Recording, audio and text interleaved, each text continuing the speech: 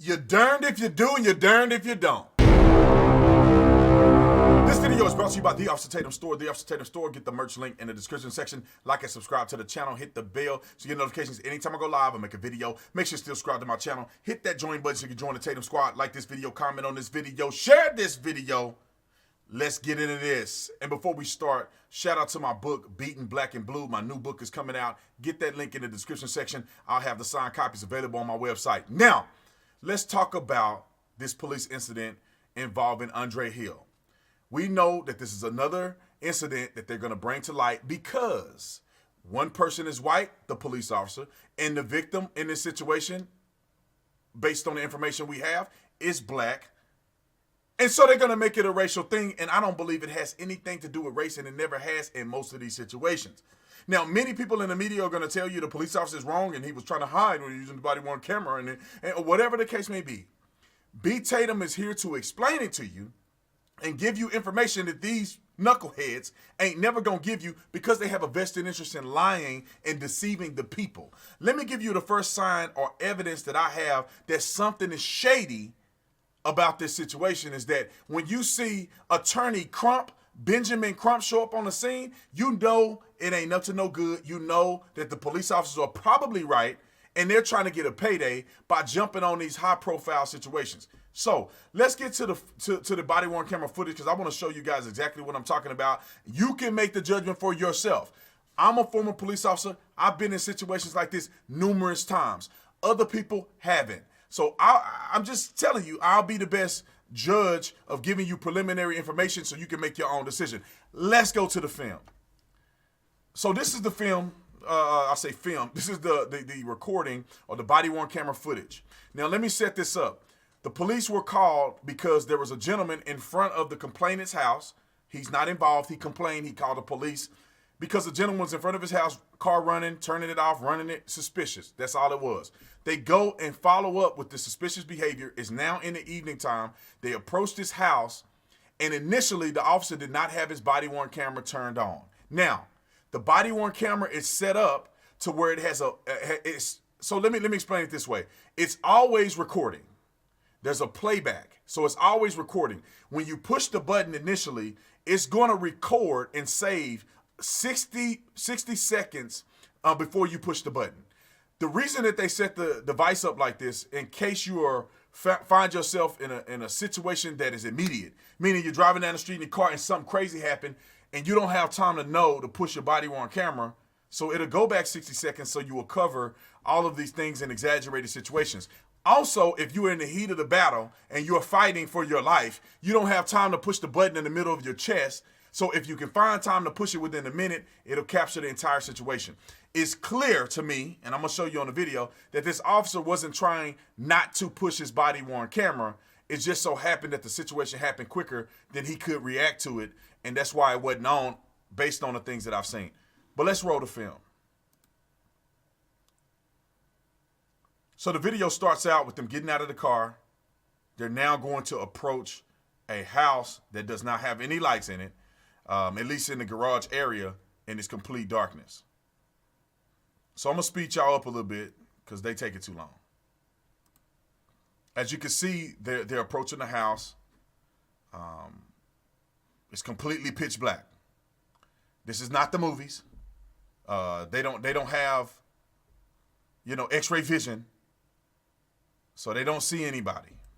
They clearly have not identified anybody in this garage because they haven't flashed the flashlights on. They're looking all around the house. So, of course, when they interact with somebody in this garage, it's going to be a shocker to them because they clearly don't see nobody in there. So as they approach, they identify this guy. You can see the gentleman with the body-worn camera on has identified a man standing in here with his back turned. Now, how weird is this? That you have, let me make sure y'all can see, that you have a guy, and it's pitch black. I just want y'all to know, it's pitch black. It's pitch black in there. What, as a police officer, you're thinking to yourself, what is this dude doing in this garage? After somebody has already called you and said there was suspicious behavior with a guy parked in there, and there could be a suspicious individual in there, and all of a sudden they pop up in the garage, completely blacked out, Doing what? They get there, they identify him, they see him. He's walking towards them with his phone out, with this hand in his pocket. He continues to walk forward. He continues to walk forward. This hand in his pocket. Not one time is he pulling his hand out of his pocket, showing his hands, doing nothing. He still ain't stopped. The cop is right here. He's literally in front of this cop. Still ain't pulled his hand out of his pocket. Now, I'm just gonna be honest with y'all, and I want you to give me a fair evaluation. Did this guy look black to you or not? That dude don't look black. And I'm gonna show you a picture of him. This dude don't look black. So all these people trying to make this a racial situation is just lying to themselves. This dude look white from here. That's why I believe color is not a factor. He gets close to the officer starts shooting him at this point. It's reasonable in my personal belief that the officer could have been in fear for his life given the fact of his behaviors coming from a dark garage with his hands in his pocket, not obeying any commands, not stopping, not doing nothing. His behaviors are inconsistent with a normal person that just want to talk to you. Hands in the pockets, walking up, literally want to walk into the officer, not obeying any commands. Now, you can't hear the commands because the body-worn camera is on the playback. And so it's going to start here in a minute. And so the shooting is occurring. You can't hear it because the body-worn camera is on playback. So now you're going to see, in the middle of a shooting, he's going to push the body-worn camera to turn it on. If an officer was trying to hide the fact that he did something he wasn't supposed to do, he would never turn the body-worn camera on and say, oh, no, I just forgot. In the middle of a heightened situation, you push it. You're not trying to hide anything. You're literally pushing it because you either forgot or because stuff just hit the fan unexpectedly, and now you have enough time to address the threat and push the button.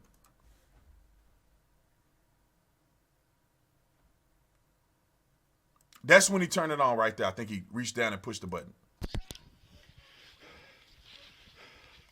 Put your fucking hand.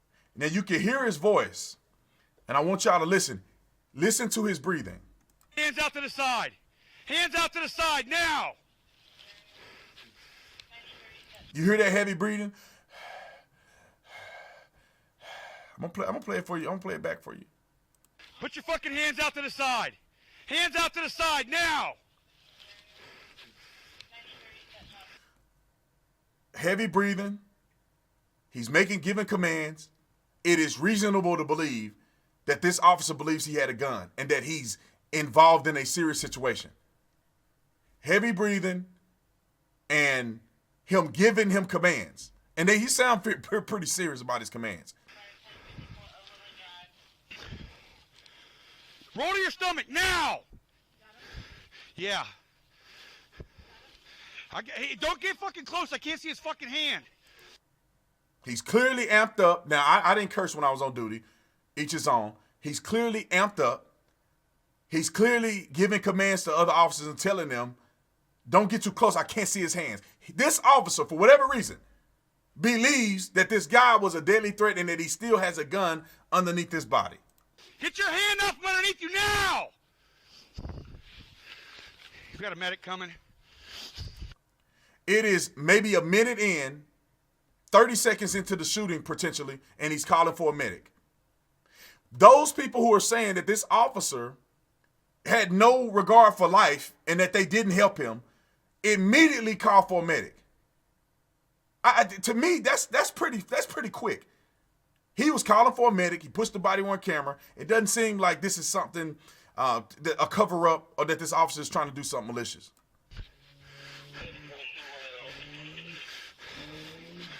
Don't move, dude.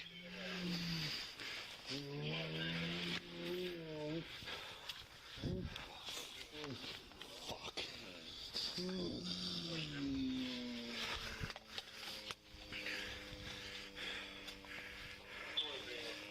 Roll over, dude.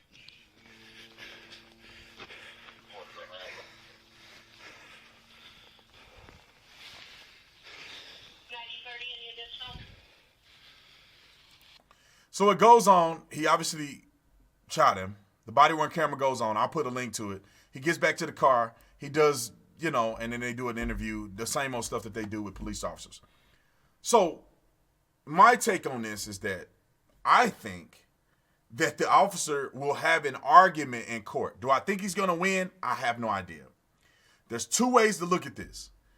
You can look at it from the police perspective, from the law perspective, and you say, clearly this officer believed he was in danger for his life. He thought the guy had a gun. There were indications that this gentleman was not behaving normally. He's approaching a police officer from an unlit garage in complete darkness. After seeing the police pull up, they didn't pull up already. The man inside the garage can see that cops have pulled up on the scene. They're getting out of the car and doing all this. He's in a garage completely blacked out, not saying nothing, not doing nothing, nothing. He see the cops walk up. He don't come out the garage. He don't light the garage up. He doesn't say nothing. When the police officers come to the garage, he began to approach them, one hand with a phone shining and the other hand in his pocket. Not one time did he stop. Not one time did he slow up. He kept walking towards the officer as if he's going to walk into the guy. That officer appears to believe that he had something in his pocket, potentially a gun. Maybe he thought he saw a gun or whatever the case may be. Come to find out, he did not have a gun. The other officer on the scene said that she did not feel like the guy was a threat and that there was no commands given, but that's a iffy word. Commands versus you contacting a guy is two different things. Was he saying, give me your hands, show me your hands, show me your hands? Or was he communicating with the guy and the guy wasn't responding? If he's communicating like, hey man, so what's going on?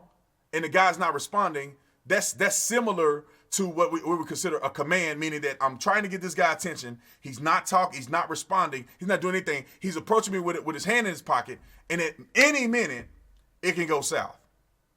Not justifying anything, because I'm not sure if I would have shot the guy in this situation, but I don't know. I wasn't there.